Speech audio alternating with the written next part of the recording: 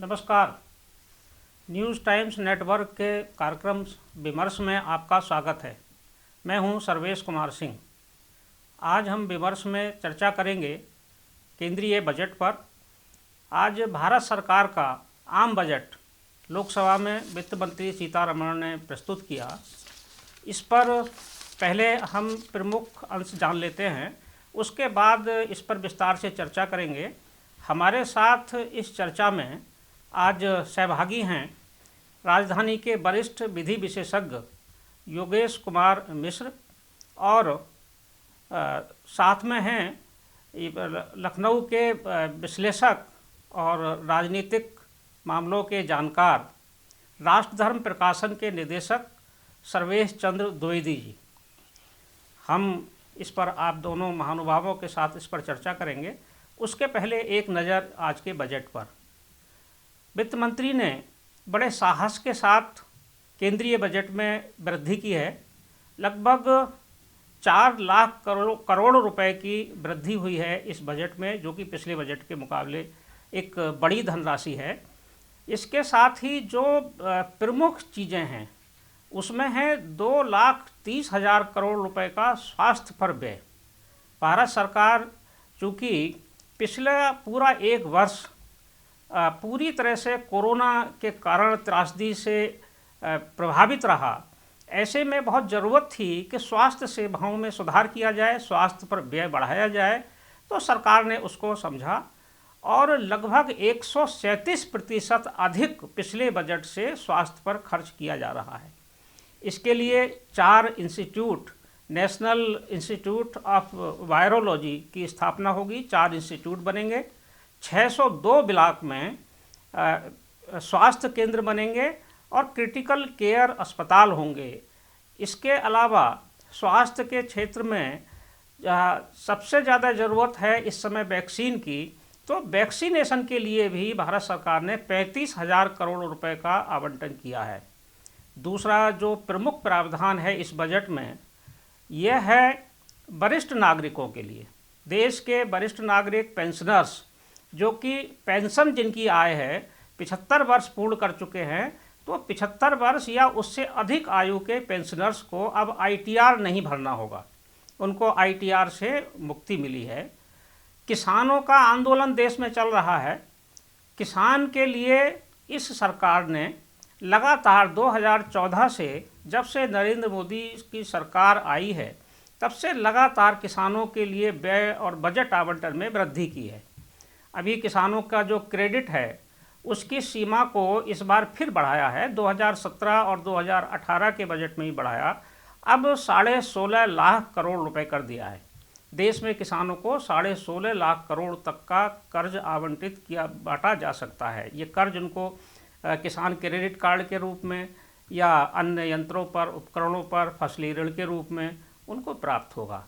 इसके अलावा अन्य कई प्रावधान हैं, जैसे कई नए विश्वविद्यालय बनेंगे, शिक्षा के क्षेत्र में आयोग बनेंगे और ग्रामीण इंफ्रास्ट्रक्चर के लिए एक नया फंड बनेगा। उस फंड का नाम भी एग्रीकल्चर इंफ्रास्ट्रक्चर फंड रखा गया है। इसके लिए 40,000 करोड़ रुपए की व्यवस्था की गई है। इसके अन्य प्रावधानों के लिए हम अपने वरिष्ठ साथियों से, विशेषज्ञों से भी चर्चा करते हैं और जान लेते हैं कि इस बार के बजट में क्या खास है और क्या ऐसा रह छूट गया है जो कुछ और होना चाहिए था। सबसे पहले हम सर्वेश चंद्र द्विवेदी जी से जानेंगे कि सर्वेश जी, क्या इस बजट से आपको लगता है कि आज की आकांक्षाओं के अनुरूप ये बजट है? देखिए, जो बजट का पिछले 70 वर्षों से ट्रेंड चला आ रहा है, उस ट्रेंड को अगर हम देखें तो मनमोहन सिंह वित्त मंत्री और नरसिम्हा राव ने जो नई आर्थिक नीति का प्रकटीकरण किया, उससे ये बजट लगातार, जब से ये मोदी सरकार आई है, इसने प्रोग्रेसिव दी है। और प्रोग्रेसिव बजट होने के कारण यह बजट का व्यय भी बढ़ा है। और उस बढ़े हुए व्यय पर जिन मुद्दों को इन्होंने हाईलाइट किया, उसमें सबसे बड़ी वृद्धि दी है चिकित्सा पर, शिक्षा पर और कृषि पर और आवागमन के लिए ट्रांसपोर्ट, रेल, नगरीय ट्रांसपोर्ट के लिए और नगरीय विकास के लिए। तो नगर को विकसित करना और ग्राम को विकसित करना, तो ग्राम के लिए इंफ्रास्ट्रक्चर पहली बार इस बजट में एलोकेट किया गया।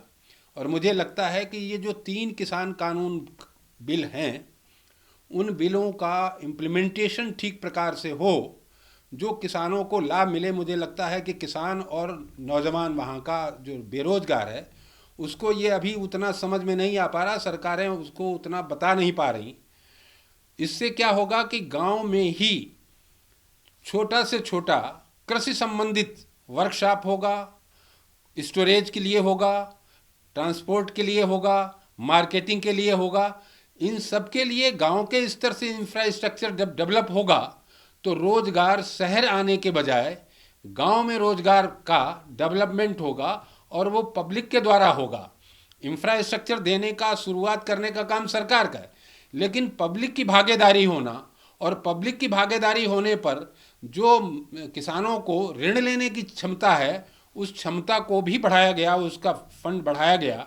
इससे उन्हें इसका सीधा लाभ मिलेगा कि वो इसके जो सेल्फ एम्प्लॉयमेंट की बात है, हाईली स्किल्ड लोगों को वहाँ जॉब देने की बात है, वो सब उसी स्तर से वहाँ विकसित किया जाएगा। यह एक भविष्य का, मुझे लगता है कि ये पहली बार अब तक के बजटों में ये पहली बार ऐसा प्रोविज़न है। इस दृष्टि से रख करके देखा जाए तो ये बजट कुल मिलाकर के, जब कोरोना काल 1 साल, रोजगार गए, आमदनी गई, व्यापार गए और काम के अवसर भी गए, और उस स्थिति में ये प्रोग्रेसिव बजट, ये वास्तव में बहुत हिम्मत वाला बजट है। विरोध करने के लिए कोई भी विरोध कर सकता है। और बजट के बारे में मुझे एक निवेदन और करना था कि लोगों की गलतफहमी है। बजट एक सरकार की नीति दिखाई पड़ती है, वो तो सरकार के आय व्यय का वर्णन है, उससे किसी को कुछ बहुत ज़्यादा मिलने वाला नहीं। लेकिन नीयत ये इसमें दिखाई पड़ रही है कि यह पब्लिक ओरिएंटेड बजट है और सभी के लिए है। किसको कितना लाभ होगा, ये तो जो उसमें काम करने वाले हैं उनको जितनी आगे बढ़ कर के करेंगे उतना ही उनको लाभ मिल पाएगा। लेकिन ये पब्लिक ओरिएंटेड बजट है। एक और कहा जाता है कि कारपोरेट को इसमें छूट देने की बात कही है। तो कारपोरेट टैक्स छूट देने के लिए यह है कि अगर हमने इस डेवलपमेंट के लिए विदेशी निवेश की बात की और विदेशी निवेश अगर आएगा तो उन कारपोरेट को हमें कहीं ना कहीं फैसिलिटेट करना होगा और उनसे तभी पैसा ले पाएंगे। इसलिए जो मॉडल पिछला चला रहा विदेशी निवेश बढ़े, इसलिए इसमें निवेश की भी उन्होंने व्यवस्था दी है। सर्वेश जी, ये जो इस बजट में प्रावधान किया गया है कि एफडीआई की सीमा बढ़ेगी और विशेष रूप से बीमा क्षेत्र में, इंश्योरेंस में 34% को बढ़ाकर 76% करने की बात कही गई है।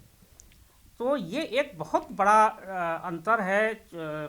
39%, 34 नहीं 39% से 76% किया जा रहा है। तो इतनी वृद्धि एफडीआई में करना बीमा क्षेत्र में, क्या आपको लगता है उचित है ये इतना बड़ा निर्णय लेना? और दूसरा, जो पीएसयू है हमारे, विनिवेश पर भी जोर है। क्या सरकार का जोर निजीकरण की ओर अधिक है सार्वजनिक क्षेत्रों से इन चीज़ों को समेटकर? आपका बहुत अच्छा प्रश्न है और ये समझने लायक है।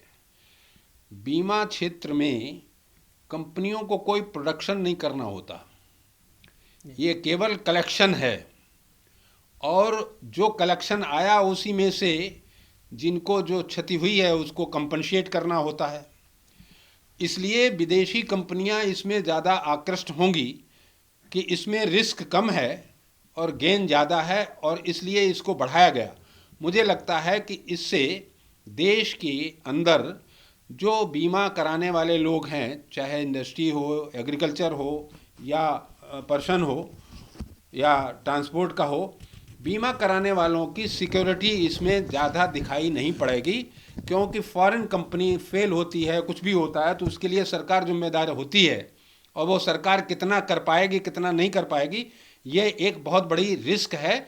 इतना इनके लिए ऑफर नहीं करना चाहिए, ये मेरा व्यक्तिगत ओपिनियन है। जहाँ तक पब्लिक सेक्टर का डिसइन्वेस्टमेंट की बात है, भारतीय मजदूर संघ बहुत वर्षों से डिसइन्वेस्टमेंट के खिलाफ था, आज भी है, और उसको कंसीडर करना चाहिए सरकार को कि डिसइन्वेस्टमेंट नहीं चाहिए, पब्लिक सेक्टर को प्राइवेट सेक्टर से कंपटीशन चाहिए, और पब्लिक सेक्टर के एक्सपेंडिचर को, जो हायर मैनेजमेंट एक्सपेंडिचर है, उसको रिड्यूस करना चाहिए। जब रिड्यूस होगा, कंपटीशन होगा, तो प्राइवेट और पब्लिक सेक्टर का कंपटीशन और पब्लिक के लिए हितकर होगा, कंज्यूमर के लिए हितकर होगा, और इसके लिए काम करने की ज़रूरत है, जिसमें इधर इस बजट में या सरकार की दृष्टि इधर नहीं गई। क्योंकि ये बजट जो है कोई सामान्यतः ऐसा नहीं होता कि संसद में चर्चा करके और किन किन बिंदुओं पे लाएगा किन में नहीं लाना है, पूर्व जो चला आ रहा उसी में आगे बढ़ाना होता है। तो यह एक कमी है जिसको बजट के बाद सरकार को इस पर विचार करना चाहिए और इस पर रोक लगानी चाहिए, यह आवश्यकता है। योगेश जी, बजट में काफ़ी अच्छाइयाँ हैं और इंफ्रास्ट्रक्चर पर बहुत जोर दिया गया है।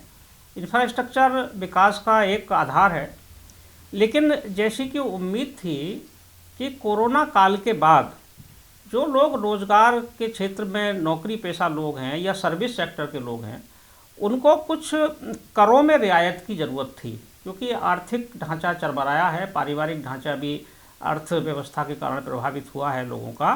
तो एक तो करों में कोई परिवर्तन विशेष देखने को नहीं मिल रहा है।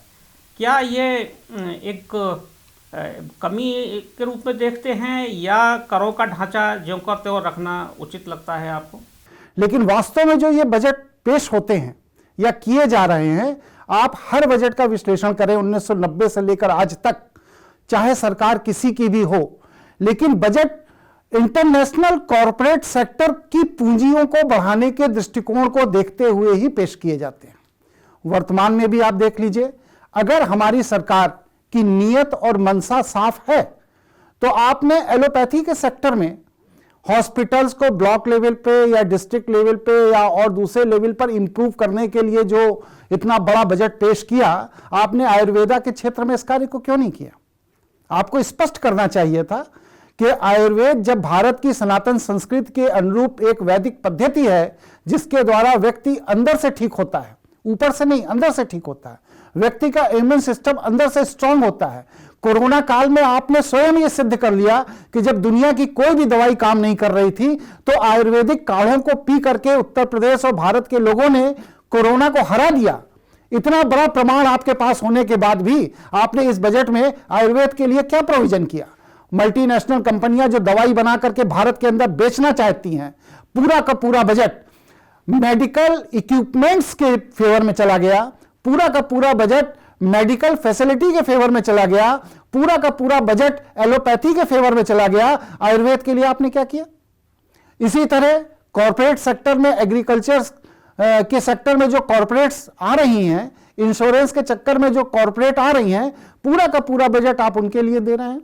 करों के बारे में भी जरा स्पष्ट कीजिए योगेश जी कि जो कर का ढांचा है वो क्या लिमिट उसकी और बढ़नी चाहिए थी, छूट अधिक मिलनी चाहिए थी? जो 5 लाख रुपए तक की लिमिट है छूट की, उसको और अधिक, जो छोटे सर्विस वाले लोग हैं जिनकी आय कम है, तो उनको कुछ राहत, मध्यम वर्ग को विशेष रूप से करों में राहत दी जानी चाहिए थी, ये ऐसा लगता है। सर्वेश जी, जब मैं लॉ पढ़ रहा था तो मेरी टोटल लॉ की पढ़ाई 6,000 रुपये में हो गई थी। आज मेरी बेटी लॉ कर रही है, 6 लाख रुपए में लगा चुका हूं, अभी पढ़ाई पूरी नहीं हुई।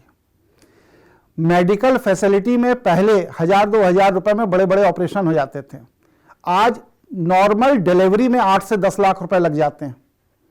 तो उस स्थिति में आप एक मध्यम वर्ग के व्यक्ति से, जिसके खर्चे पूर्व के मुकाबले वर्तमान में 1990 के मुकाबले 2021 में 25 से 30 गुना बढ़ गए हैं, आय के स्रोत बिल्कुल नहीं है, तो उसमें ये लिमिट निश्चित तौर से कम से कम 20 लाख रुपए तक होनी चाहिए। अगर 20 लाख रुपए की लिमिट नहीं है और किसी भी व्यक्ति के 2 बच्चे हैं, शहर में किराए के मकान पर रहता है, परिवार में बूढ़े माँ बाप मेडिकल फैसिलिटी के आधार पर जिंदा है, तो उस व्यक्ति की जो भी इनकम है वह पूरी की पूरी इनकम उसमें चली जाती है। उसके लिए कोई प्राविधान किसी भी तरह का इस बजट के अंदर नहीं किया गया है। मेरी राय यह है कि जो 5 लाख तक इन्होंने छूट देने की व्यवस्था की है, इसको कम से कम 20 लाख रुपए दिया जाना चाहिए छूट तक, तब जाकर के मध्यम वर्ग को राहत मिलेगी, इससे नीचे राहत नहीं मिलेगी। इसमें मेरा एक मत है, अभी आपने कहा कर के बारे में, मुझे लगता है कि जो वर्ष 91 से नई औद्योगिक अर्थनीति आई है, उसी ढांचे पर ये पूरा बजट है। उस दृष्टि से ठीक है, लेकिन भारतीय दृष्टि बजट में 70 वर्षों में नहीं है। उस दृष्टि से इस बजट में कहीं कोई परिलक्षित नहीं हो रहा। उसका कारण है कि 2 प्रकार के अर्थशास्त्री हैं। एक साम्यवादी दृष्टि, जिसमें कि स्टेट कैपिटल बढ़ना चाहिए, स्टेट का इकोनॉमी बढ़नी चाहिए, और दूसरा जो है कॉरपोरेट प्राइवेट इकोनॉमी, और वो कॉरपोरेट की इकोनॉमी बढ़नी चाहिए।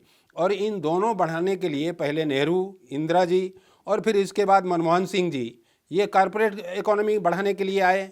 लेकिन कॉरपोरेट को आर्टिकल 38 में उसे इंस्टीट्यूशन मान करके वेलफेयर स्टेट में लाना चाहिए, ये सरकार को निर्णय लेना चाहिए। लेकिन मुझे लगता है कि एफडीआई के चक्कर में, विदेशी निवेश के चक्कर में उनको आर्टिकल 12 में लाने के लिए संकोच कर रहे हैं। जितनी भी कंपनियां हैं वो सरकारी कंपनी आर्टिकल 12 में आएगी, प्राइवेट कंपनी क्यों नहीं आएगी? और ये डिस्क्रिमिनेशन क्यों है? इसलिए ये जो भारतीय दृष्टि है इस बजट में पिछले 70 वर्षों में नहीं है। वही आयुर्वेद के लिए भी है, वही शिक्षा के लिए भी है। और जो ये कहा गया वर्ल्ड लेवल पर कि हमारा रहन सहन, लिविंग स्टैंडर्ड ऊंचा हो और उसके लिए हमें सैलरी ऊंची मिले, उसके लिए हमें जो है काम करने का एटमॉस्फेयर अच्छा हो, ये 3 बातें तब आएंगी जब जो फाइनेंशियल स्ट्रक्चर है वो नीचे से चलेगा, ऊपर से नहीं आएगा। और नीचे से स्ट्रक्चर चलाने के लिए बजट में प्रोविजन करना पड़ेगा, वो विलेज लेवल करना पड़ेगा। और उसके लिए सेंट्रल, स्टेट और डिस्ट्रिक्ट, इन तीनों को एक साथ मिलकर के काम करना पड़ेगा। और उसके आधार पर नीचे से बजट बन के जाएगा, तब उसकी पॉलिसी तय होगी। और इसके लिए इकोनॉमिक पॉलिसी आर्टिकल 38 को इस्टेब्लिश करना होगा। और जब उसको इस्टेब्लिश करेंगे तो आमदनी का रेशियो घटना चाहिए। यहाँ तो आमदनी का रेशियो बढ़ रहा है, गरीब आदमी गरीब हो रहा है, अमीर आदमी अमीर हो रहा है, और इसके बाद जो है उसको सब्सिडी दी जा रही। ये सब्सिडी इसलिए दी जा रही है कि नीचे के लेवल में आक्रोश ना आए बड़े लोगों के लिए, इसलिए ये सब्सिडी का उपयोग नहीं है। इस सब्सिडी को ख़त्म करना चाहिए। नीचे से ऊपर बढ़ाने के लिए इनको सुविधाएं देनी चाहिए, इनको रोजगार देना चाहिए, और इनके लिए फाइनेंशियल एलोकेशन करना चाहिए। वो गांव से होगा, और वो ये अभी इस दृष्टिकोण से यह बजट में नहीं है। इसके लिए इनका जो है आयोग, जिसको नीति आयोग कहा, अंग्रेजी में नीति आयोग तो अलग बात है, लेकिन हिंदी में नीति आयोग तो डायरेक्टिव प्रिंसिपल ऑफ स्टेट, उनकी जो नीतियां हैं उनको एग्जीक्यूट करने के लिए, और उसके लिए आयोग होना चाहिए। और वो 5 साल के लिए, 4 साल के लिए, 1 साल के लिए बनेगा, तो उसका प्रभाव पूरे देश में दिखाई पड़ेगा, और वो सबको लगेगा कि हाँ, हमारे लिए ये बजट है। सर्वेश जी, आपने अभी सब्सिडी खत्म करने की बात कही। सब्सिडी का मुद्दा एक बड़ा संवेदनशील मुद्दा है, और सब्सिडी का जो बड़ा आधार है, जो बड़ा हिस्सा है, वो गाँव को जाता है, किसानों को जाता है। आज की स्थिति में किसान की जो दशा है, ऐसे में सब्सिडी ख़त्म करना हमें लगता है न्याय संगत नहीं है। किसानों के साथ अन्याय हो जाएगा, क्योंकि भारत का किसान अभी मूलतः कमज़ोर ही है। उसका कोई और उपाय अगर हो तो अर्थव्यवस्था में किया जा सकता है। किसी की सब्सिडी ख़त्म करना, देखिए है क्या, भारत ने मार्केट इकोनॉमी को वेस्टर्न कॉन्सेप्ट पर स्वीकार किया है। भारत की इकोनॉमी मार्केट और कंजम्पशन नहीं था, भारत की इकोनॉमी प्रोडक्शन था, और प्रोडक्शन एग्रीकल्चर का नीचे लेवल पे होता है। जब आप नीचे लेवल के मूल्य तय करोगे कि उसका न्यूनतम समर्थित मूल्य क्या होगा, तो सब्सिडी देनी पड़ती है। जब उनका, अगर आपने मार्केट से जोड़ा, तो मार्केट से उसको जोड़ने के लिए मार्केट मूल्य भी उनको होना चाहिए। इंडस्ट्रियल प्रोडक्ट का मैक्सिमम प्राइस लिखते हो, और एग्रीकल्चर के प्रोडक्ट का आप समर्थित मूल्य रखते हो। तो ये जो डिस्क्रिमिनेशन है जिसकी वजह से सब्सिडी देनी पड़ती है, डिस्क्रिमिनेशन समाप्त होगा, सब्सिडी की आवश्यकता नहीं होगी, क्योंकि मार्केट उसमें जो है फिर सबके लिए समान होगा। अब जो जिसको सब्सिडी पर चावल गेहूं मिलता है और उसी के बाद एक स्टेज ऐसी आती है कि उसको जो है मार्केट खरीदना पड़ता है, तो 30 रुपये किलो खरीदता है और वो 2 रुपये में खरीदता है। तो ये जो डिस्क्रिमिनेशन है, जीवन तो सभी को चाहिए, और उस डिस्क्रिमिनेशन को समाप्त करने के लिए ये आवश्यक है कि सब्सिडी की बजाय इंफ्रास्ट्रक्चर नीचे किसान के लेवल पर डेवलप होना चाहिए। उनको वो सुविधाएं देनी चाहिए जिससे कि वो अपने को डेवलप कर सकें, मार्केट में कम्पीट कर सकें। किसान को मार्केट मिलना चाहिए। आपका कहना यह है कि किसान को जब उचित बाजार मिलेगा तब उसके उत्पादन का उपज का सही मूल्य मिलेगा। और उसमें एक और बड़ी बात है कि कंज्यूमर से किसान का सीधा संबंध होना चाहिए। ये जितना बिचौलिए होंगे उतना कंज्यूमर के लिए घातक होंगे, उतना ही महंगाई ज्यादा बढ़ेगी। तो बात आपने कही सर्वेश जी की कंज्यूमर से किसान का संबंध होना चाहिए। 3 जो किसान बिल आए हैं भारत सरकार से, उसमें एक ये भी है कि किसान का संबंध सीधा कंज्यूमर से हो सकता है उसमें, लेकिन उसका तो व्यापक विरोध हो रहा है पूरे। नहीं, ऐसा नहीं है, ऐसा नहीं है सर्वेश जी। विरोध उस विषय का नहीं हो रहा है, विरोध इस विषय का हो रहा है कि एग्रीकल्चर पर कॉरपोरेट का कंट्रोल क्यों लाया जा रहा है। अब आज स्थिति यह है कि मैं किसान हूं, मेरे पास जमीन है, मैं चाहे उसमें अदरक पैदा करूं, चाहे उसमें लहसुन पैदा करूं, चाहे उसमें चावल पैदा करूं, ये मेरा डिस्कशन है। लेकिन जब कॉरपोरेट का कंट्रोल होगा तो उस स्थिति में अगले 20 साल, 25 साल, 30 साल, जितने साल का एग्रीमेंट हमारा किसी भी कॉरपोरेट सेक्टर के साथ हो जाएगा, हमको उस कॉरपोरेट की इच्छा पर चीजें पैदा करनी पड़ेंगी। भारत भुखमरी की कगार से अंग्रेजों के समय में बार बार जूझा। क्यों जूझा? क्योंकि यही कॉरपोरेट कल्चर जो भारत में लाने का प्रयास किया जा रहा है, इसी कॉरपोरेट कल्चर के तहत पूरे भारत में नील की खेती की जाती थी, कपास की खेती की जाती थी, अनाज की खेती नहीं होती थी। आज हम लोग फिर उसी तरफ बढ़ रहे हैं। आज जो इंडस्ट्रियलिस्ट को पूरी दुनिया में जो बेस्ट रेट मिलेगा, तो आप बात कह रहे हैं कॉरपोरेट कल्चर किसान खेती में ये ऐच्छिक है, नहीं, इस पर कोई बाध्यता नहीं, बाध्यता नहीं। सर्वेश जी, अगर हम चाहे तो नहीं करें। सर्वेश जी, मैं आपकी बात का जवाब देना चाहता हूं। एक्चुअली क्या है कि ये जो कॉरपोरेट कल्चर की बात की जा रही है, ये ब्रिटिश गवर्नमेंट के समय का दिया हुआ मॉडल है, लेकिन सरकार को इसमें मॉडल अडॉप्ट करना चाहिए विलेज का। और विलेज का मॉडल ये है कि यह है कोऑपरेटिव मूवमेंट लाए। आज जो है दूध डेयरी के लिए देखा जाए तो वो हिंदुस्तान में सबसे बड़ी डेयरी हो गई है, वो कोऑपरेटिव मूवमेंट से है। कोऑपरेटिव लॉ को कंपनी लॉ से जोड़ते हुए, मैंने पहले ही कहा कंपनी लॉ जो है ये भारत के दृष्टि से नहीं है। इस कंपनी लॉ में कोऑपरेटिव लॉ को जोड़ते हुए जितनी फैसिलिटीज दी जा सकती है ग्रामीण क्षेत्र में एग्रीकल्चर उत्पादन के लिए, स्टोरेज के लिए, प्रोसेसिंग के लिए, ट्रांसपोर्ट के लिए, मार्केटिंग के लिए, वो उतनी जब देंगे और उससे इन सबसे छूट रहेगी तो वो कंपनी और ये कंपनी, इनमें जमीन आसमान का अंतर होगा। और अगर उन कंपनियों को लाना ही है तो उनको वेलफेयर स्टेट के रूप में आर्टिकल 12 में लाएं। अगर आर्टिकल 12 में आएंगे तो कोई कंपनी अपनी मोनोपोली नहीं रख सकती। इसलिए ये जो है पूरे स्ट्रक्चर को बदलने की ज़रूरत है। मुझे लगता है कि कहीं ना कहीं ये जो 3 कानून हैं ये उसी स्ट्रक्चर को बदलने के लिए हैं।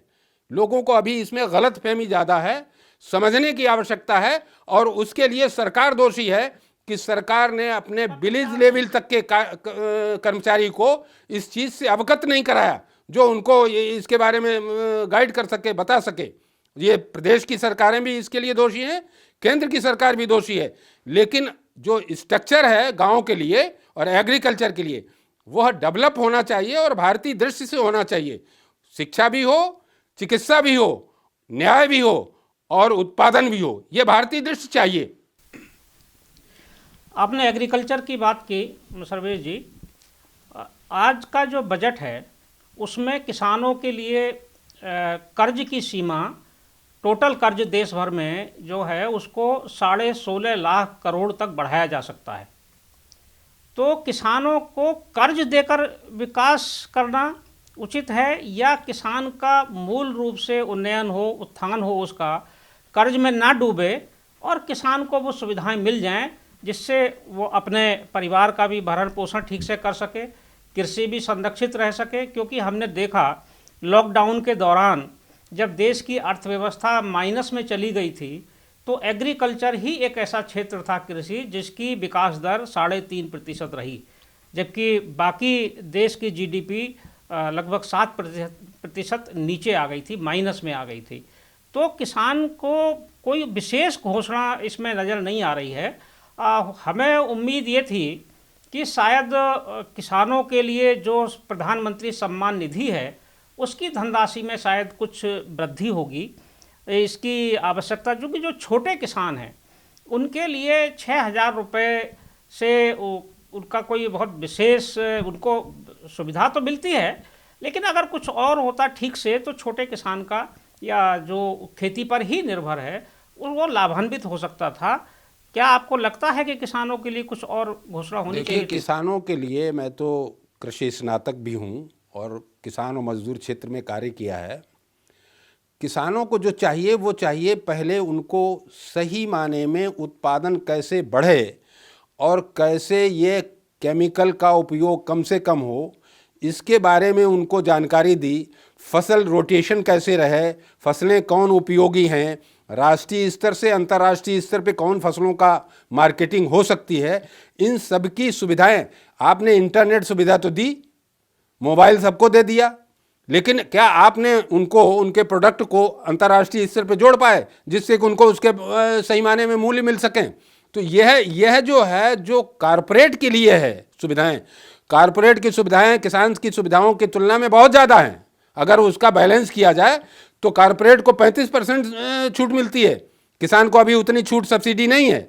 लेकिन सब्सिडी और छूट के बजाय उनको उसके डेवलपमेंट के लिए वहाँ इंफ्रास्ट्रक्चर तो डेवलप करें, और जब डेवलप होगा तो किसान अपने आप आगे बढ़ेगा, किसी की मर्जी पे नहीं रहेगा।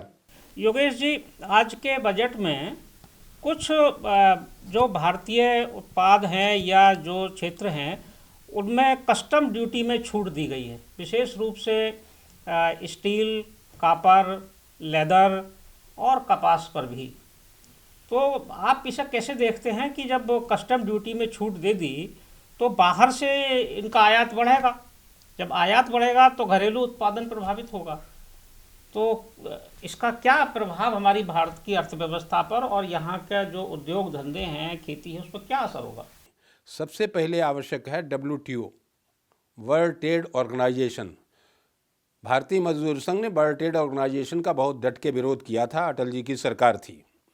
जो वर्ल्ड ट्रेड ऑर्गेनाइजेशन से एग्रीमेंट है, या तो इसे छोड़ दें या इसे तोड़ दें या इसे मोड़ दें। मोड़ने की क्षमता, आज भारत पूरे विश्व में अपना 5वां स्थान रखता है, तो मोड़ने की क्षमता है। WTO पर भारत का दृष्टिकोण आए, इसके लिए भारत को काम करना चाहिए। तो जो ये सब जो देना पड़ता है छूट, ये छूट देना बंद होगा और भारत का मार्केट बने, भारत दूसरी जगह मार्केट डेवलप कराए, इसके लिए उसको आगे काम करना चाहिए। और मुझे लगता है कि ऐसा नहीं है कि बिल्कुल भारत इस मामले में इग्नोर कर रहा है। भारत आज के परिवेश में इस मामले में अग्रणी भूमिका निभा रहा है। अभी योगा की बात है, पूरे विश्व ने स्वीकार किया, आयुर्वेद की बात है, विश्व स्वीकार कर रहा है।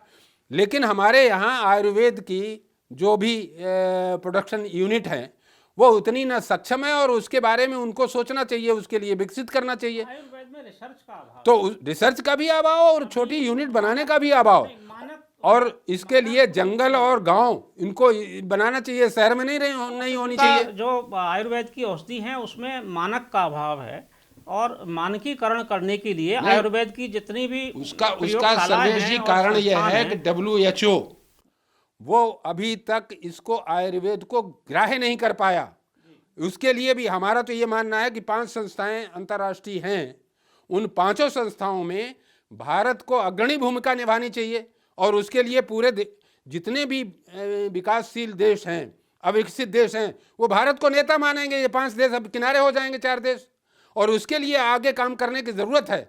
और उसके लिए पहले अपने देश में जो हम पश्चिमी दिशा से बजट का सिस्टम चला रहे हैं, इसको बदलें, तो जनता के पास संदेश जाएगा कि अब भारतीय दृष्टि सामने दिखाई पड़ रही है। तो जनता जब खड़ी होगी, विश्व का सबसे बड़ा देश है पॉपुलेशन के हिसाब से विश्व को दबना पड़ेगा और इसके अनुसार विश्व को चलना पड़ेगा, चाहे संस्कृति हो और चाहे हमारा उत्पाद हो, और उसके लिए काम करने की ज़रूरत है। आज का बजट की जो सार्थक परिचर्चा रही है, इसको हम अपने जो दर्शक हैं और जो श्रोता हैं उनसे भी अपेक्षा करेंगे कि ये उसी भावना के अनुरूप उसको ग्रहण करेंगे, तो आने वाले समय में सरकारें भी सचेत होंगी और बजट में जो अपेक्षा हम करते हैं या जो हमारी आकांक्षाएं हैं उनके अनुसार उसमें सुधार होगा और बजट उसी अनुसार आएगा। आज की परिचर्चा में केवल इतना ही। हम अपने दोनों अतिथि योगेश कुमार मिश्र जी और सर्वेश चंद्र द्विवेदी जी का आभार व्यक्त करते हैं। आप हमारे इस पैनल में, इस परिचर्चा में आप आए और विमर्श को एक सार्थक बहस के लिए उपयोगी आपने बनाया। आपका धन्यवाद, आभार आपका, नमस्कार।